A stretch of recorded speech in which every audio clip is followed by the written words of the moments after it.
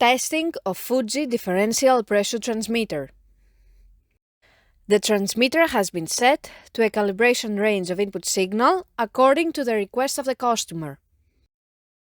For testing, we add a 24-volt DC power supply, a multimeter in order to measure the milliamp output, and a water column in order to see the input signal.